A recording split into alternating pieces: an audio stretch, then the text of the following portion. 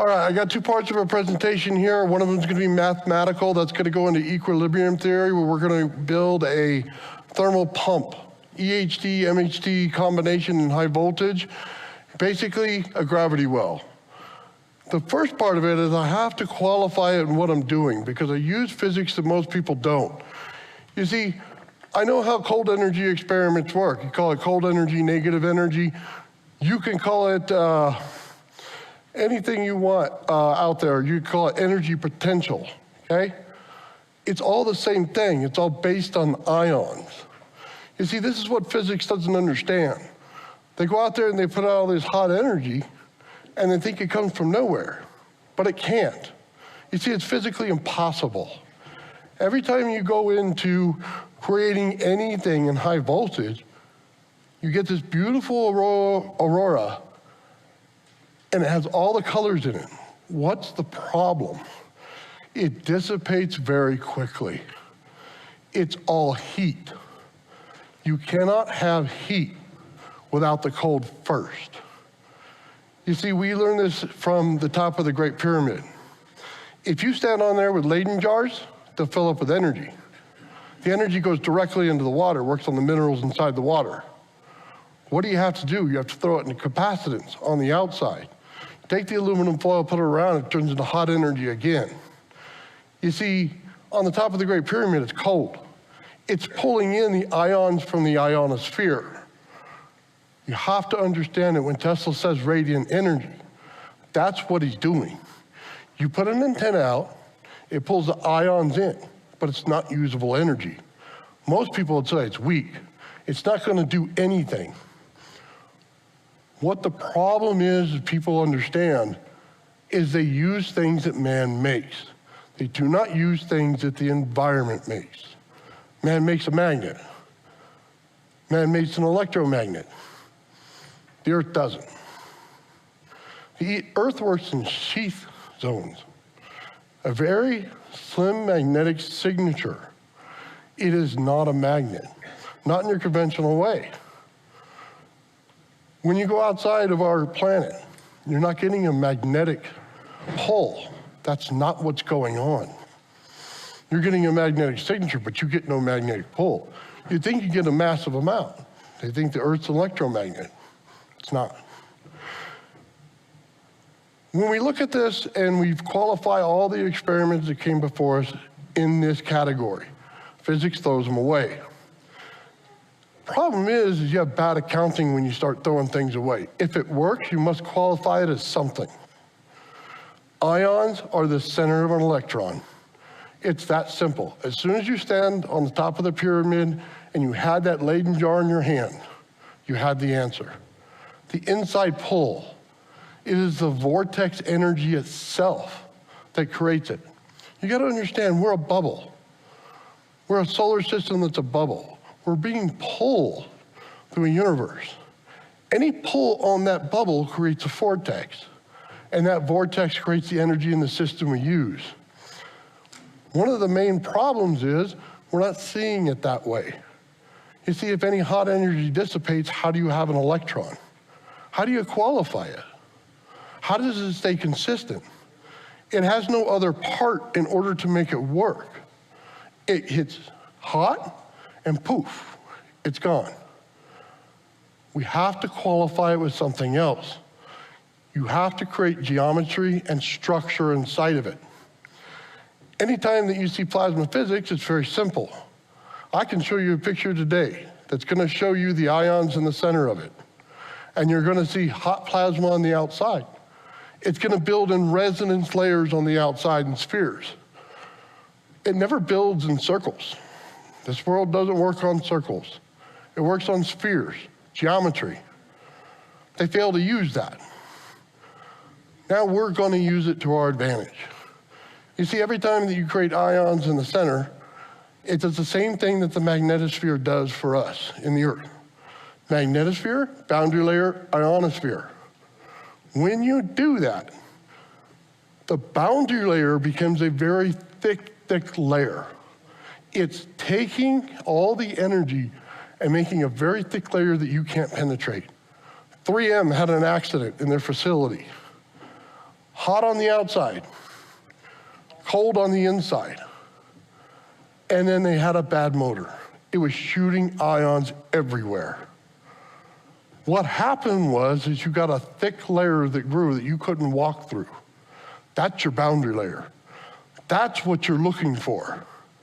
In order to create an electron, you're gonna have to create that same formula.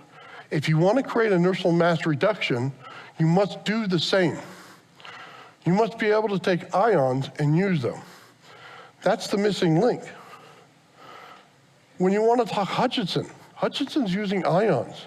He's not using electrons. When you take too many ions and fill them up, they make things lose their atomic weight. It makes it lift when it shouldn't. It doesn't matter what he put in there. If you compress ions too fast, the vector direction that goes on them tears it apart from the inside. It's the only thing that does it. No electron can do it. It dissipates too fast. You must create enthalpy in order to make this work. That's an MHD-EHD hybrid. You must create an enthalpy engine. In order to do that, you need to know, just like the planet does, your equator's hot. Top and bottom poles are cold. The energy flows in through enthalpy. Just like this, you get a nice flow of enthalpy, but in the center you get a node.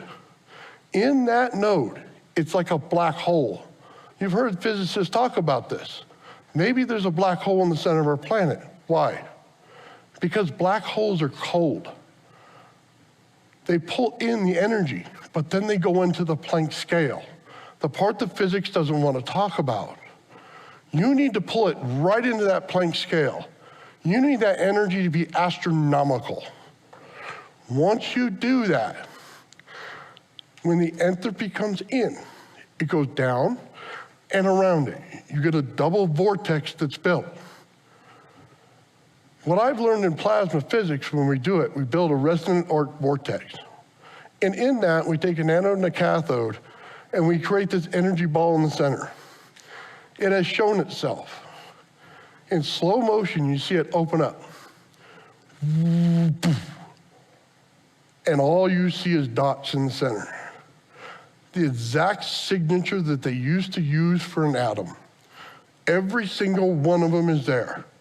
And pulls back together, and it spins. The center turns dark. There's no light coming out of it. What happens after that is a boundary layer. That boundary layer itself creates the next layer. It creates vortexes that go out. And on that is your magnetodielectric. Right there, the heat layer. Light speed is based on that heat layer right there. But they miss the core. They miss the part with the ions in the center. Grebennikov used it. Ions pull to the center of anything. You create a hole and you put it in there on a piece of metal. Ions are going to pull to it. You take a beetle shell. Ions pull to the center of it. Every single time they're using the same exact process in order to do it. So why would it mess up anything that you want to put in a bubble? Why would it change the weight? You see, this is the thing. If you understand the atom as the inside of it has to be the same thing as it is in plasma physics, that has to do with planetary physics, then you can understand why.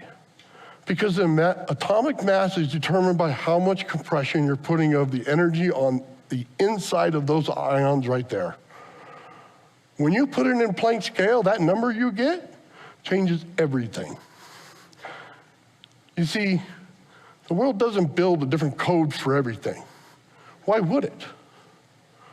All you need to do is make a zip file and an unpacking code. And then you have to put it into equilibrium. You're not putting into A equals B. You're putting it into equilibrium.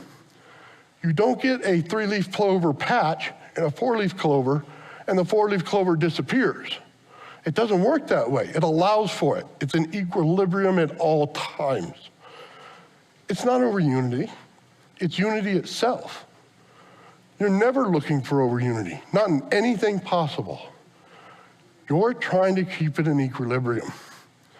The ion is the core to that, the vortex, that pull, that start of the energy. It creates a geometric form. You create multiples in there. It compresses to the Planck scale, and then it builds out in geometric resonance. A lot of people don't understand that. Let's talk about another part to it. I built a lot of Tesla coils out here. I think a 1 megahertz Tesla coil. Many of us has done this. You want to see what the frequency is, right? So you use the radio frequency method. You look for all the different resonance frequencies that you can create. I can separate each one of them. I can sit here with a ZVS and a capacitor bank and separate every single layer of that resonance because they're in harmonics. Then you can amplify them. Take each harmonic, like a kid jumping on a trampoline. You want to steal their bounce. Once you steal every single bounce of that, you build a Townsend effect. A massive amount of energy that continues to grow. That's what's going on around here. When we put the thing in plasma physics, we simply see this. Center core, it builds out with layers around it. You can see each single layer in a perfect sphere. But they build an electron on it. How did that electron get there? You see, it's the leaky capacitor effect. As the ions leak through that boundary layer through a vortex, it then fills up. And then because the magnetoelectric is a field, not a bubble, it's a field, the field wraps it. When Bedini was asked, how do you create ball lightning? You had to put a vortex